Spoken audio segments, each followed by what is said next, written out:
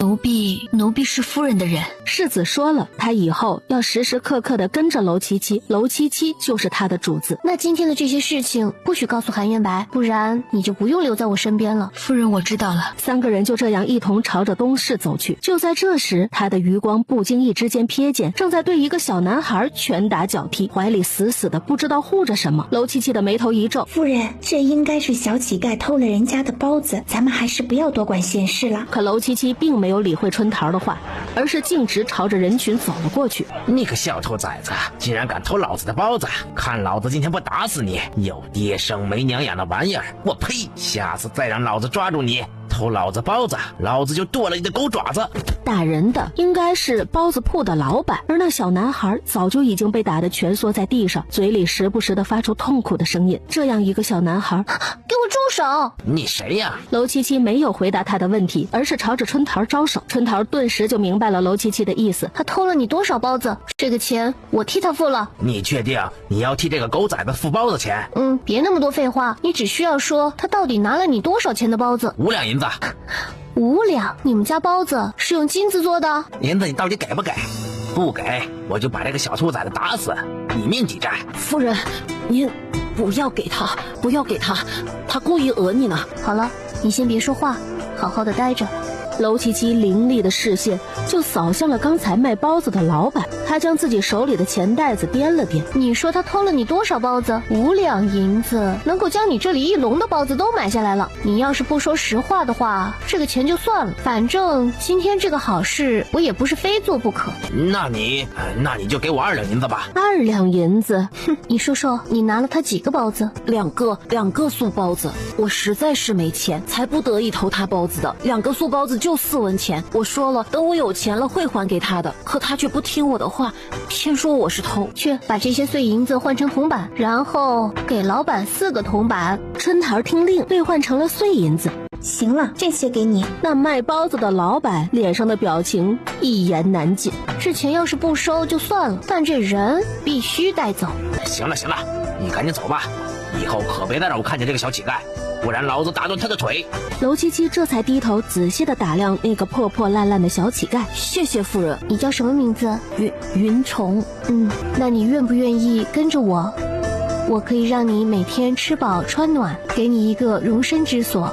夫人，我还有一个妹妹，你能不能把我妹妹也收留了？我妹妹现在正在发烧，而且她已经饿了好几天肚子了，我不能让我妹妹有事。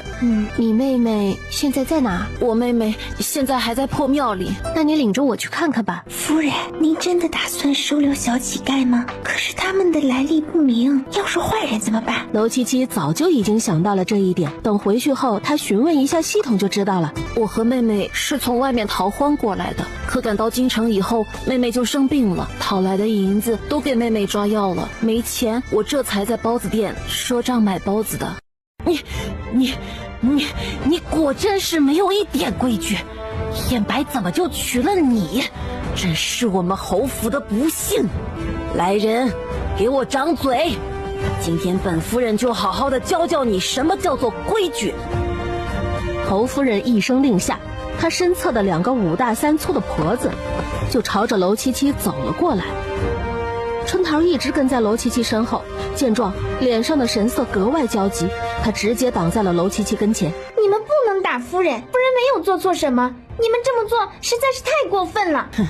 过分！楼七七忤逆尊长，对我这个母亲出言不敬，我教训他还轮不到你一个奴才智慧。说着，侯夫人脸上的表情变得更加的狠毒。先把这个不知死活的奴才给我带下去。一个奴才也敢顶撞当家主母，怪不得有人心里一点礼数也没有。重打20大板，然后把这奴才给我发卖了去。其中的一个婆子上来就来拉扯春桃，想要将春桃给拖下去。见状，楼七七的眼底划过一抹凌厉的光。都给我住手！他转头看向侯夫人，声音冰冷：母亲，我的人如果犯了错，我自然会教训，就不劳烦母亲插手我院里的事情了。还愣着干什么？还不赶紧动手！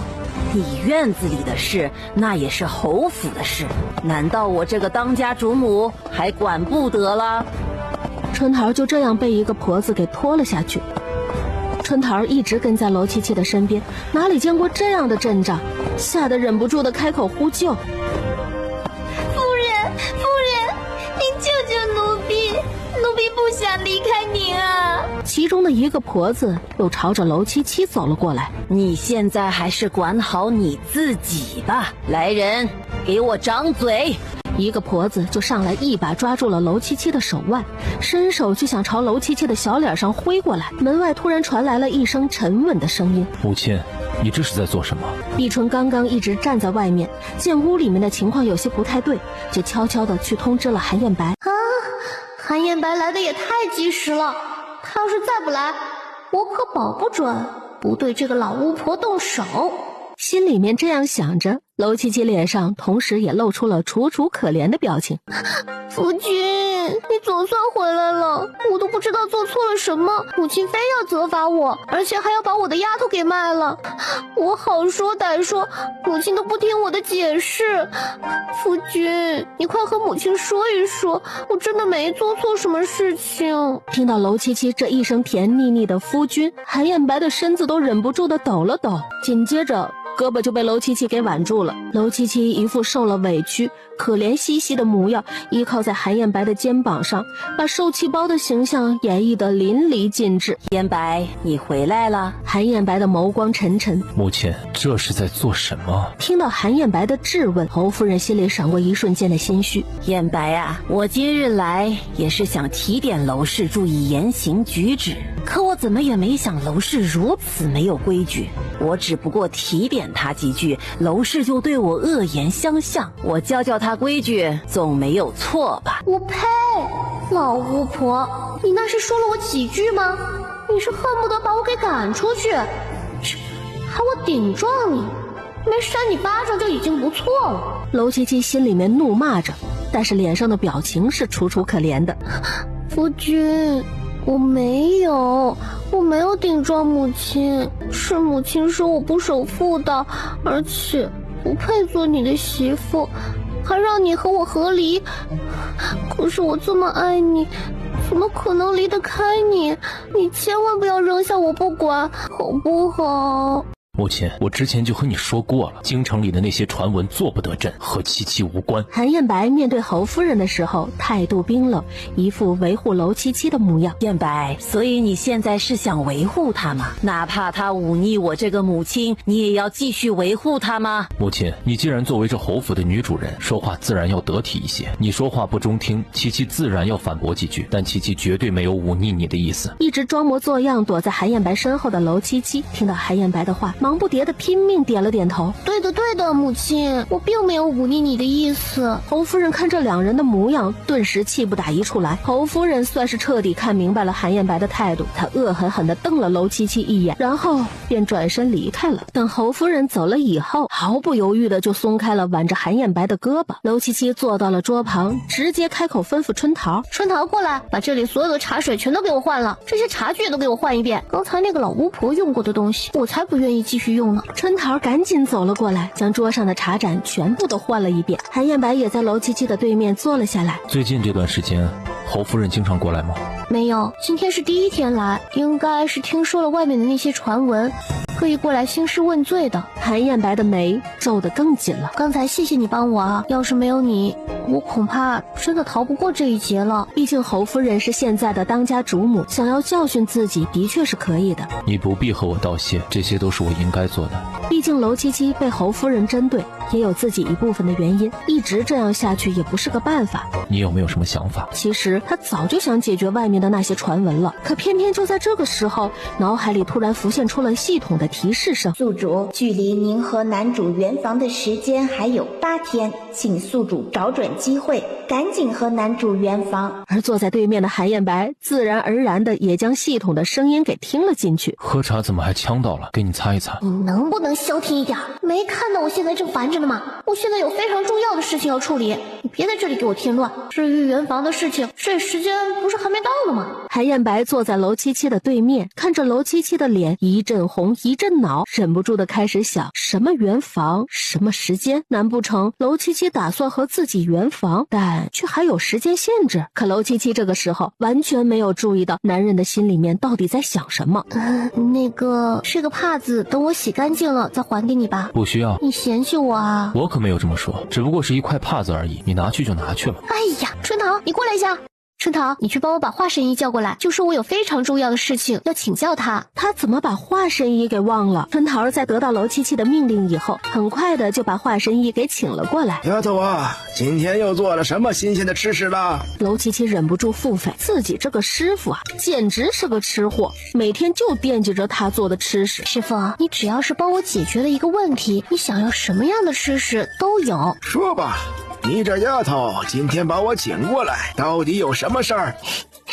师傅，我知道你格外的厉害，医术方面无人能比，就是不知道师傅的手里有没有一种药，这种药要是让人吃下去以后，就能够让人顺理成章的吐出自己的心里话。你怎么知道？我最近在研究吐真粉。师傅，你真的有这种东西啊？那能不能借给徒弟一点儿，让徒弟暂时先用用，替你试试药嘛？这些吐真粉可是我最近刚刚研制出来的宝贝，这玩意儿可是珍贵的很。你既然想要这些吐真粉，那就必须得告诉我，你要这些吐真粉有什么用？师傅，你是不知道，最近京城里有好多的人在肆意的诋毁我。我想要这吐真粉，就是想要让那些人吐出真相。毕竟有些话从我嘴里说出来，没有任何可信度。他想也不想，就在怀里掏出了一包药粉，递到了楼七七的手心里。好徒弟啊，这药粉可不能多用，稍微用一些呀，就会有奇效的。你用的时候啊，可要把握好这个量啊。哼，我知道了，师傅，你就放心吧。夫人，你怎么突然想起来要邀请京城的这些夫人们来府上做客了？你不是一向不喜欢和他们打交道吗？我这么做自然是因为我有自己的打算。好了，现在拜帖都已经写完了，你们按照上面的地址全部都给我送过去，告诉他们可一定要按时来参加哦。此时此刻，梦主，你们家主子在里面吗？世子正在里面处理公务呢。韩燕白看到笑眼如花的楼七七，神色不由自主的一愣，竟被楼七七的明晃晃的笑容给闪到了眼睛。你来是有什么事吗？楼七七没有理会男人冷淡的态度，直接在韩燕白的对面坐了下来，然后将手中的拜帖递到了韩燕白的眼前。韩燕白，我有一个忙想你帮我，这个拜帖麻烦你帮我送到太子府上，好不好？韩燕白看到拜帖，眉头不由自主地挑了挑。他也知道楼七七向来是不喜欢和京城里的这些夫人们往来的，今天怎么突然给柳廷燕下拜帖了？这是什么？你想要邀请柳廷燕？哎，不是我想要宴请柳廷燕，而是我要宴请京城所有的贵夫人和贵女。你怎么突然想起来要邀请这些人做客了？哼，这个事情暂时保密，你就说你帮不帮忙吧。想要让我帮你也不是不可以，那你必须做些事情回报我。楼七七觉得韩燕白最会趁火打劫了。其实也不是什么重要的事，就是过段时间墨主有其他的任务要去办，我身边没有伺候的人，缺一个端茶倒水的，不知道你有没有时间，愿不愿意做？一直站在门外的墨竹听到书房里两人的对话，忍不住头上冒出了3个问号。他有任务，他怎么不知道啊？难不成是世子没有交代？肯定是这样的。好，我答应你。为了自己的名声，给这个狗男人当几天小丫鬟，也不是不行。韩燕白听到楼七七的话，唇角情不自禁地往上勾起，最后伸手拿过了那张请帖。你就等着柳廷燕过来参加宴会吧。事情办完了，楼七七没有任何的留恋，站起身来，转身就走出了韩燕白的书房。韩燕白看着他的背影，唇角勾起了一抹意味深长的笑，只是这笑容在墨竹出现的时候顿时就烟消云散了。你进来做什么？没有喊你。世子，你刚才不是说有新的任务要交给我吗？是什么任务啊？韩艳白的表情一僵，看到墨竹的脸色，你以后在书房值守的时候，离我书房远一些。但听到了韩艳白的吩咐后，便转身出去了。韩艳白在拿到娄七七的那张拜帖后，第二天就去了太子府。这是我夫人让我亲自送过来的拜帖，说想要邀请太子妃去府上一叙，麻烦太子将这张拜帖转交给太子妃。太子将那拜帖接了过来。好，我肯定会转交给太子妃的。只是韩世子，最近这段时间西越国内乱，父皇有心要攻打西越国，这几日可能正在商量让谁带兵出征。世子对这件事情有没有什么看法？我觉得这个时候不宜对西越国出兵。世子为什么会这么想？关于这件事情，韩艳白没有心情继续和太子讨论下去。他刚刚帮娄七七办成了一件大事，还要回去跟娄七七兑现他的承诺呢。时候未到，太子，我府上还有其他的事情要去处理，就不多留了。看着转身离开的韩艳白，太子的一双眼阴恻恻地眯了起来。回到府上后，他直接开口吩咐墨竹：去把夫人请过来。你等一下，等会儿夫人过来后，你就先去别的地方忙吧，记住不要出现在我跟前。主子，可是属下最近这段时间做了什么错事？你要责罚属下。你没做错什么事，就是我这里暂时不需要你。行了，别那么多废话，让你去做什么你就去做。过来了。娄七七将自己手里的托盘放到了韩艳白的桌案前，给你，这些就是你帮我的报酬。韩艳白很是不满地出声询问：你就打算这么谢谢我呀？忘了之前说好的了？娄七七当然没忘了，只是他故意装傻。啊？忘记什么？有什么重要的事情我忘记了吗？顿时韩艳白便觉得自己的心里面一阵闷堵。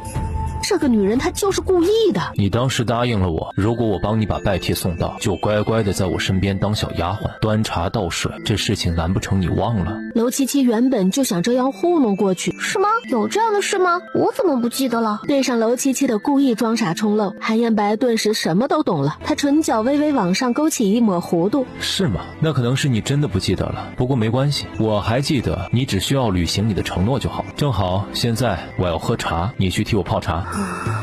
这个狗男人！怎么，你这是想要说话不算数？你这样的话，我以后恐怕没办法再继续帮你了。听到韩艳白的威胁，娄七七恶狠狠地攥了攥拳头，然后便转头帮韩艳白泡茶去了。在将茶水端过来的时候，故意重重地放在了桌案上。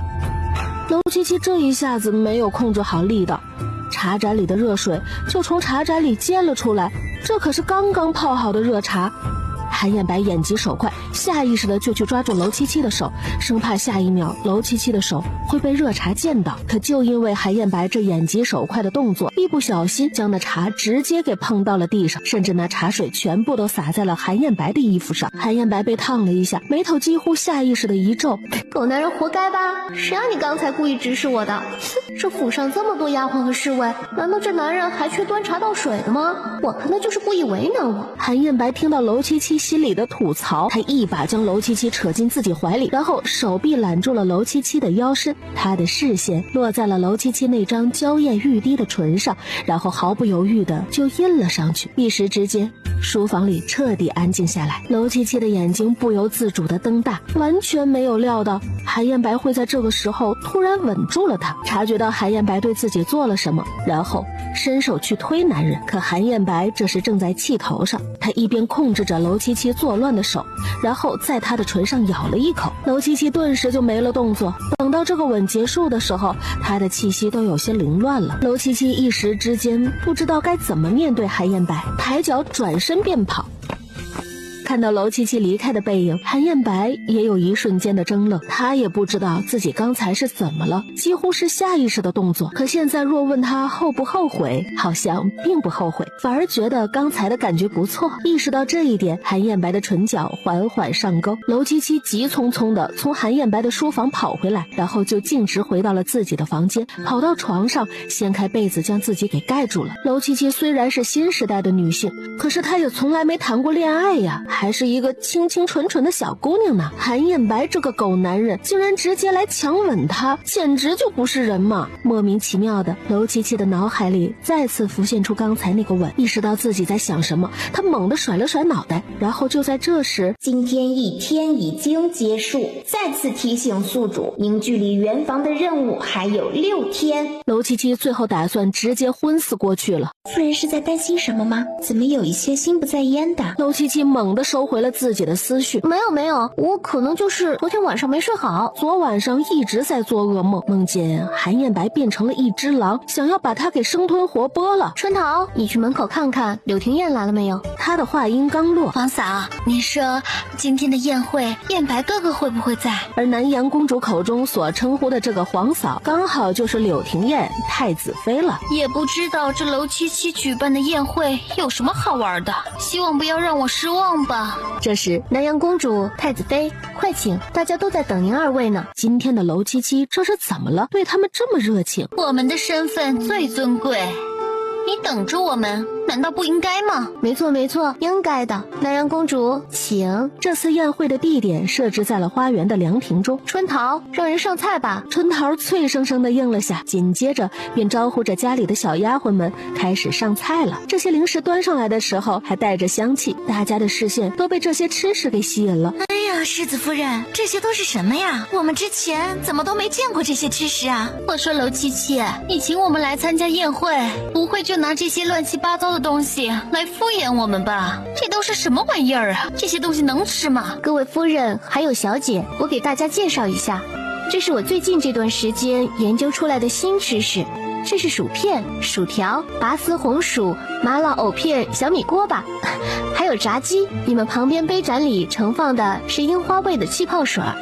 在场的几位夫人和姑娘们听到娄七七的话，脸上的神色依旧是茫然。各位夫人还有小姐们，不如尝一尝这些吃食的味道，还算是可以的。世子夫人，你做的这些小零食可真的是太好吃了。是的，有惊艳到我。哎，这个叫什么？这个里面的鸡肉竟然这么嫩。王小姐刚刚吃的那个是炸鸡，是用新鲜的鸡腿肉刚刚腌制过，然后裹上面粉，在油锅里炸出来的。这些东西真的有像你们说的那么好吃？我看这些东西也不过是一些廉价的货罢了，你们竟然会如此的喜欢。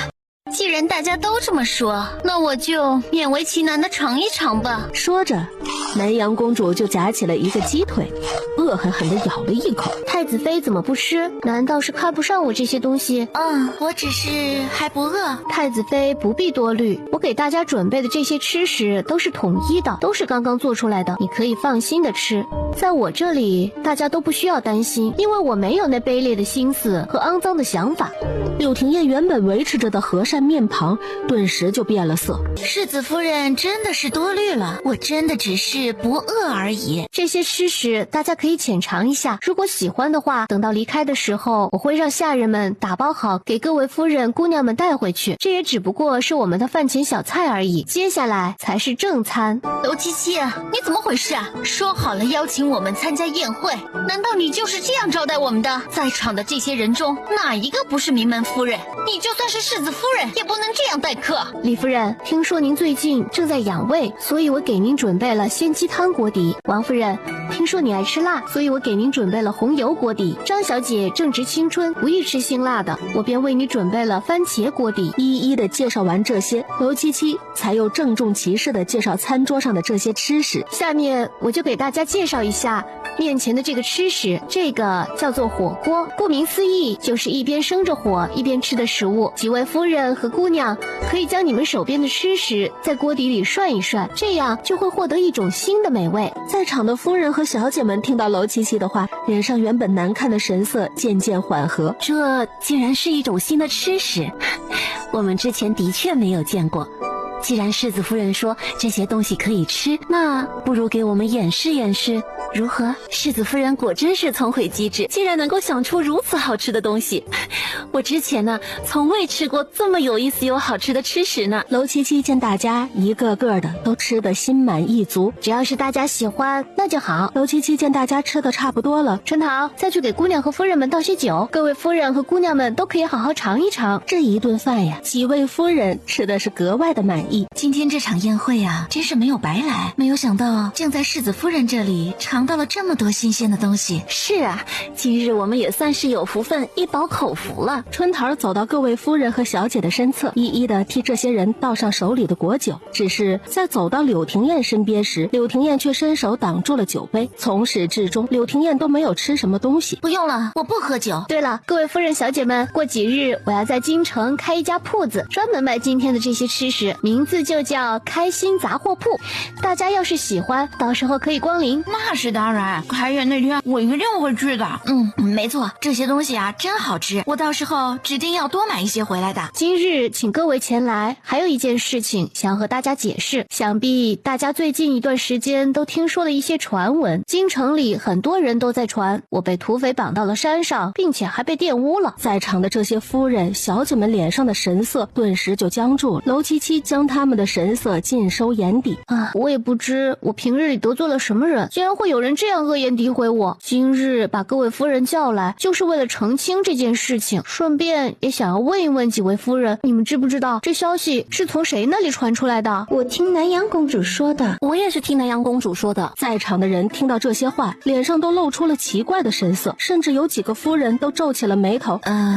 我的这些传闻也是听南阳公主说的。这几位夫人和小姐指认完南阳公主。南阳公主，你为何如此诋毁我？那些事情是你亲眼所见吗？我是没有亲眼看见，那又怎样？我说这件事情是真的，那就是真的。我与南阳公主向来无冤无仇，南阳公主，你为何要这样对我？还能为什么？当然是因为你使用了卑劣的手段嫁给了韩燕白。明明喜欢韩燕白的人是我，只有我才配站在韩燕白的身边。南阳公主，原来你一直在惦记有妇之夫。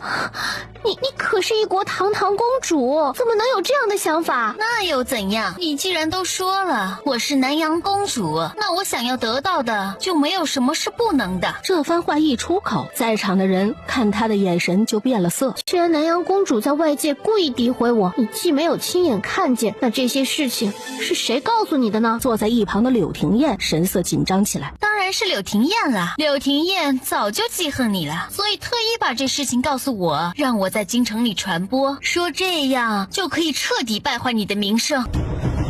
既然还有这样的事，太子妃怎么这么狠心啊？太子妃为什么要针对世子夫人呢？我怎么有些想不明白呢？这还有什么不明白的呀？太子妃之前和太子妃难道不应该和我解释解释吗？为什么要在背后故意诋毁我？太子妃说这些话就如亲眼所见一般，难道说我出意外的事情是太子妃让人做的？没错，就是我让人做的，是我派人去清凉山让那些土匪动手绑架你的。只是不知道为什么那些人最后并没有成功，但是这并不妨碍我造谣诋毁你。我早就看你不顺眼了，这样说就是为了彻底毁坏你的名声。在场的人脸上的神色顿时就变得惊讶万分。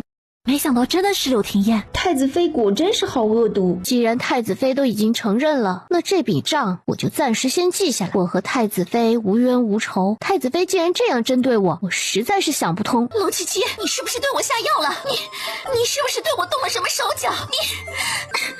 你真的是好狠的心呐！对你动手动脚，太子妃真的是多虑了。我提供给各位夫人和姑娘的东西都是一样的，其他的夫人和姑娘们都没事，为什么偏偏你有事？再说了，我看太子妃也不像是中毒的迹象呀。柳廷燕的手早就已经紧紧地攥成了拳头，她直接站起了身。还愣着干什么？还不赶紧放我回去！太子妃，这是怎么了？难不成想临阵脱逃？这是心虚吗？我身子有些不舒服，就不陪着各位夫人了，先回府了。太子还在府上等着我呢。谢谢各位夫人和小姐们，今日我能够摆脱流言蜚语，还要多谢你们。南阳公主一直就在自己的位置上，看到娄七七的做派。就在众人都说话的时候，我的肚子好痛啊！南阳公主一声惊呼，引起了在场所有人的注意，大家都朝着南阳公主看了过去。娄七七，你到底在饭菜里动了什么手脚？我为什么会突然肚子痛啊？好痛啊！真的好痛啊！快来人啊！快来人！公主您怎么了？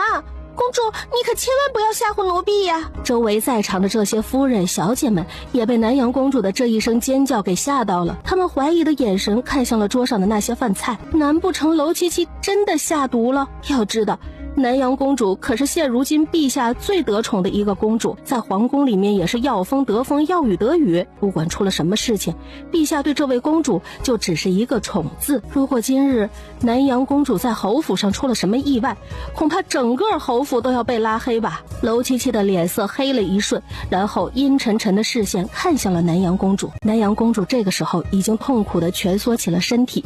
世子夫人，你还是赶紧找个大夫给南阳公主看看吧，这要真吃坏了肚子可不得了。对呀，不然就赶紧去皇宫请太医吧。你还愣着做什么？还不赶紧给本公主去请太医？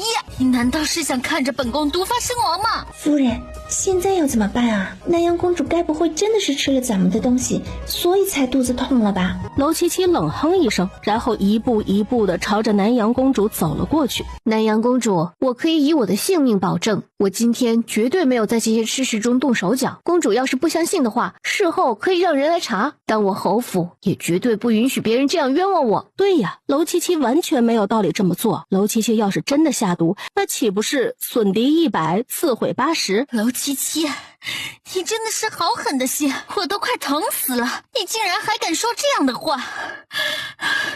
难不成本宫现在肚子疼是假的？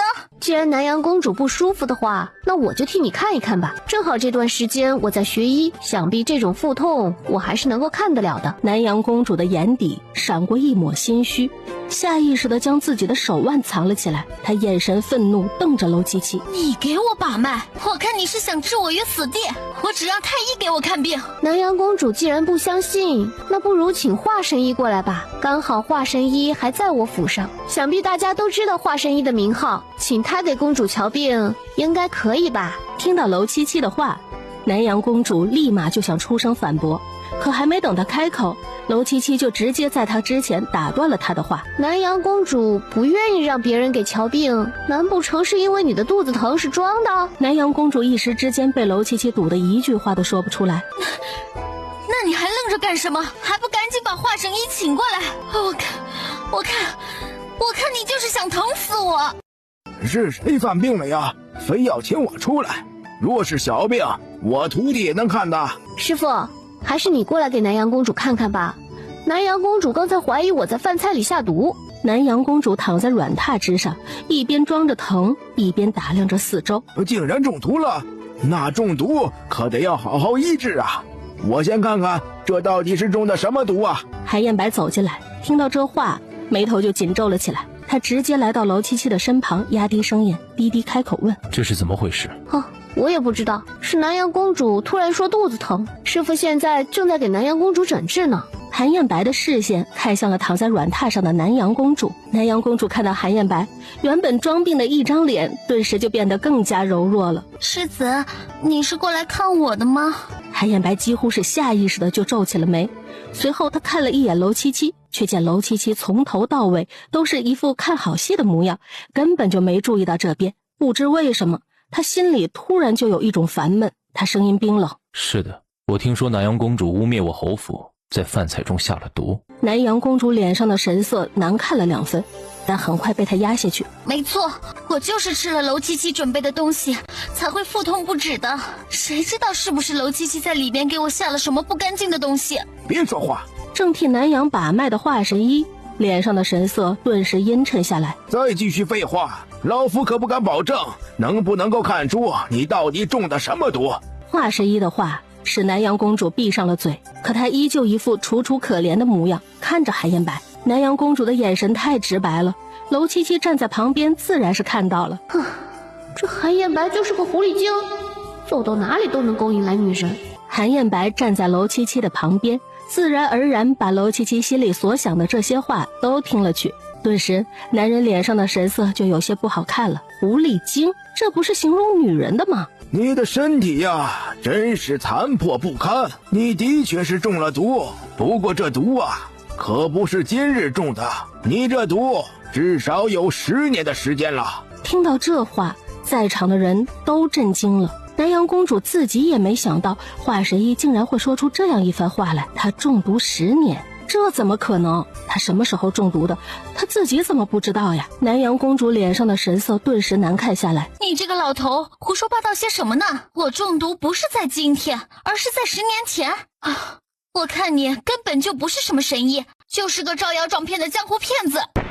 哼，既然这样，那你这病啊，老夫也不看了。你是死是活，都和老夫没有关系。不过我好心提醒你一句，你这病最多还有半年的时间就会发作，到时候啊，你就会形如疯癫，那时再来找老夫就没这么容易了。说完，头也不回地甩着袖子离开了，只留下一屋子的人面面相觑。娄七七刚才听到华神医的话，脸上的神情有些古怪，他下意识地和韩燕白交换了一个眼神，那意思是想要让韩燕白去查查南阳公主中毒的事。只不过一个眼神，韩燕白就读懂了娄七七眼里的意思，他压低了声音，凑到娄七七的耳侧：你放心，这件事情我会去查。南阳公主作为皇室里的公主，竟然被人下毒10余载，这是多么可怕的一件事啊！她的姐姐现在也在皇宫里。哎呀，也不知道姐姐在后宫里怎么样，有没有遇到这样的事情啊？不行，我必须得抽空进宫一趟，好好的和姐姐说一说这事儿。娄七七在心里腹诽的这些话，全部被韩燕白听了去。世子，你看看娄七七给我找的，这是什么大夫？他竟然让人诅咒我！今天这件事情，世子你必须要为我做主，不然我就将这件事情闹到父皇跟前去。南阳公主，去见陛下之前，我觉得我们之间也有一件事情要好好的算算账。我们之间还有什么事情要算账？刚刚公主诽谤我们侯府，认为我们在你吃的饭菜里下毒，可华神医已经替公主把过脉，说公主您的毒并不是今天中，所以公主诋毁侯府的事情是不是要算算账？南阳公主难道不打算给侯府一个说法吗？想必南阳公主身子不舒服是真的，只是公主并不知晓自己是什么时候中的毒。公主不如先回宫，请太医好好的诊治，查验一下自己是否真的中了毒。南阳公主，我夫人说的有理，想必南阳公主也不想年纪轻轻的就没了性命。扶我回宫。等到所有人离开，夫人，你这几天有没有看到大山？我已经见过了，他说他想要带你走，你愿意吗？玉梅几乎没有任何的犹豫，就重重的点下了头。想要从九王爷身边逃离，可能会遇到危险的，这样你也愿意吗？玉梅依旧是毫不犹豫的点头。那好，那我们好好计划一下，再过几日就是中秋宫宴，到时候九王爷一定会参加，那是九王爷若带你去，你就找个理由留在九王府，然后我会派人过去放一把火，拿一具死尸代替你，到时我会让人在九王府的后门接应你。世子夫人说的我都已经记下来了，谢谢您为我做的这些。没事，这是我答应刘大山的，这几天你就暂时先在九王府上好好待着，保护好自己。将所有的人都送走，娄七七这才彻底解放。真是的，终于把这些人送走了，不然我被吵得头都快要大了。春桃，你去把华神医请来，就说我有问题想请教。春桃脆生生的应了一声，就转身去请华神医了。等娄七七回到房间，就见韩燕白正坐在桌边慢条斯理的喝着茶。你怎么会在这儿？在等你。你今天怎么过来了？他不是一向不喜欢这种宴会吗？该不会是以为我会难为柳廷燕吧，所以故意过来看着我的？我听说南阳在这里闹事，怕你被他欺负了。那这又算你帮过我一次了。既然我帮了你这么多次，你是不是该好好的想想要怎么报答我了？我能说我是随口说说的吗？难不成你想说话不算数，还是说你的谢谢只是敷衍而已？娄七七连忙摆了摆手。怎么感觉韩燕白知道我心里在想什么？没有，我只是不知道该怎么报答你而已。你看，你什么也不缺，什么也不少的，我能为你做的好像真的不多。不如让我再好好想想。这就不用你想了，我都已经想好了。从今天开始，你要寸步不离的照顾我。之前你答应我的就没有办到，这次如果再办不到，那你以后就休想我再伸手帮你。好，都听你的。哎呀，有什么事非得现在来叫我呀？就不能等等吗？华神医，是我们夫人想找您，说是有问题想要请教。我们夫人是您的徒弟，徒弟有问题请教师傅，您总不能能不来吧？行吧，赶紧走。很快，华神医来到了楼七七的房门外。徒弟啊，你叫师傅过来，是有什么事儿啊？春桃，你去准备一些零食端过来，再泡上一壶好茶。徒弟，有什么问题就问吧。楼七七看了坐在一旁的韩燕白，你怎么还不走？韩燕白挑了挑眉，并没有起身要走的意思。那你就留在这儿吧。转头看向了华神医，师傅，你刚刚给南阳公主把脉的时候说她身中剧毒，那师傅你知不知道这到底是什么毒？南阳公主是哪位呀？就是您今天把脉的那位刁蛮公主。她中的是一种慢性毒，这种毒十分的罕见，人要是长时间服用啊，性情就会变得越来越暴躁，最后是甚至不受自己控制啊。哎，师傅，那你能不能看出这些毒是从什么地方下的呢？是通过气味，还是通过每日的饭食？是通过每日吃的东西，这种方法最为方便。不过这种毒药很少见啊，京城周围附近是没有的，一般会炼制这种毒药的人也不多。如果你们要是想查，就去查查毒医。毒医在武林之中也是赫赫有名，他最擅长的就是制毒，而且他的这些毒药会以高额的价格卖给各种人，往往一般没有解药。真有这样的人存在？他学医不是为了治病救人，而是为了研制毒药害人。哎，道不同而不相为谋，并不是每一个人的想法都一样的。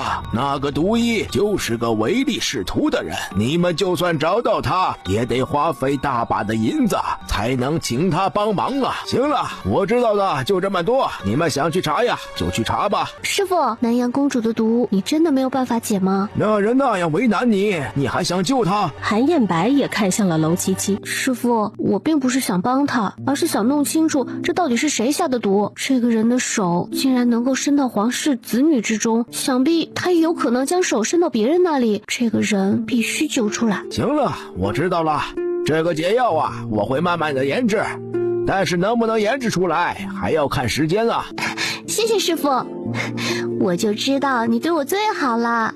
不知道姐姐在皇宫里怎么样，我得找个机会进宫去看看。可是现在我的医术学得还不够精湛，不知道能不能替姐姐看出问题。调查南阳公主中毒一事，我和你一起。过会儿我就让墨竹去调查毒医的下落。哎呀，别过后了，现在就去，赶紧去，赶紧回来。墨竹一直守在外面，看到自家世子从里面走出来。世子，我们可要回你的院子？今晚我不回去了，我有件事要叫他给你去办。墨竹还没有反应过来韩燕白说这话的意思。世子，有什么事情交代？你去调查调查江湖之上大名鼎鼎的毒医现在在什么地方，能找到最好就直接把人给我带回来。墨竹听到韩燕白的命令，只是听到门口有声音，他又抬起头来，就看到韩燕白。你怎么又回来了？之前就说过，我帮你，你就要贴身照顾我。正好墨竹出去办事了，别人过来伺候我不习惯，那你就上岗吧，去将我书房里桌案上的东西都搬过来。在墨竹回来之前，我暂时就在这里处理公务。这男人今天抽的什么风？他不会真的想要使唤我吧？哼！笑话，我堂堂一个国公府的大小姐，怎么能任他使唤呢？还麻烦夫人给我倒杯茶。楼七七以为韩燕白处理完工作就会离开，可却没想到现在晚饭过后，他都要睡觉了，他怎么还不走？两个人很少共处一室，尤其是在这样的晚上。楼七七在屋子里来回的踱步。系统提醒宿主，距离圆房任务还有4天时间。你能不能不来回走动了，转得我头晕。哦，你要是觉得头晕，就赶紧回自己的院子。恐怕这几日我都没办法回去了。为什么你有院子不回去？为什么偏要赖在我这里？这还不怪你。怪我？你不想回自己的院子，这事能怪到我身上啊？并不是我不想回，而是我现在回不去。前2天你和侯夫人发生争执，侯夫人为了把你赶出去，现在正想着办法往房里塞女人呢。深沉的视线直直地注视着楼七七。难道这还不是因为你？看出楼七七脸上的神色松动。所以这段时间我可能就要住在你这里了。我帮了你那么多次忙，你该不会拒绝吧？那既然这样，你就住在外面吧，里面是我的领地，你不能进来，进来我就把你赶出去。你要是不同意，那我就直接把你赶出去。侯夫人给你准备的那些女人，要是知道你被我赶出了门，肯定会像饿狼一样扑过来的。那我就暂时在门外凑合一晚吧。娄七七简单的洗漱后就准备休息了，而这时韩彦白才刚刚站起身，余光淡淡的扫了娄七七，刚好瞥见娄七七光洁的小脚露在外面，男人的呼吸莫名的沉重了一些。只是娄七七这边还没睡下呢，门外就传来了韩彦白悠悠的嗓音：娄七七，过来。娄七七顿时就翻身从床上坐了起来。你到底想做什么？听到娄七七愤愤的声音，韩彦白的声音里反而多了丝愉悦。都说了要贴身伺候，当然是过来替我宽衣。娄七七恶狠狠地磨了磨牙。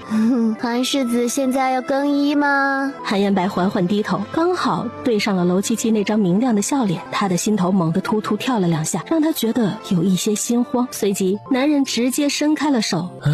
当然需要，开始吧。娄七七撇了撇嘴，伸手就去解韩彦白的腰带，可是拉扯了半天，娄七七都没能解开韩彦白腰间的玉带，眉头不由得皱了起来。从始至终，韩彦白都垂着头，目光紧紧地落在娄七七的脸颊上。看到娄七七清秀如柳叶般的细眉微微蹙起，韩彦白的唇角微微上翘，下意识地伸手抓住了娄七七的手。娄七七猛地抬起头，刚好对上了男人那双深邃幽深的眸子，四目相对，两人都没有说话。韩彦白的视线缓缓下移，落在了娄七七那张柔软的唇瓣上，他喉结滚动，身体渐渐发热起来。而娄七七抬头望着韩彦白，不得不说，韩彦白这男主的颜值绝对是数一数二的，在整个京城都挑不出比韩彦白更帅的男人来了。只是这好端端的男人怎么就长了一张嘴呢？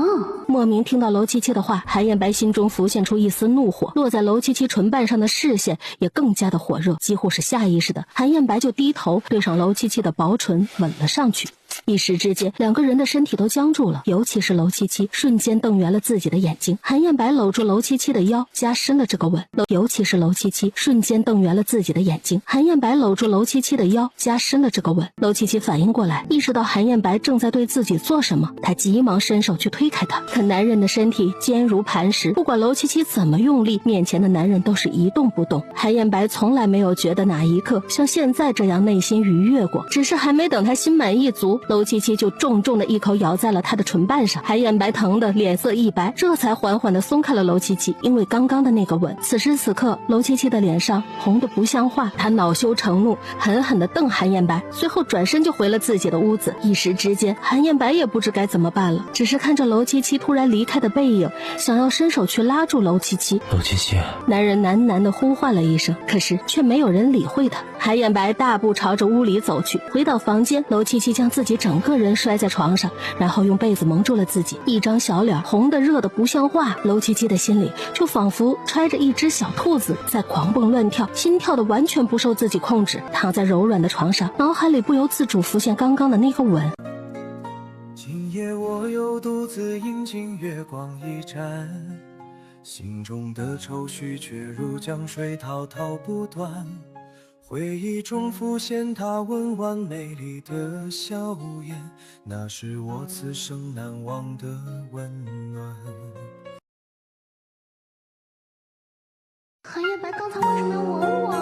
难道韩彦白被我的美貌吸引了，被我迷惑了？不应该呀！韩彦白喜欢的不是女主吗？我又不是女主。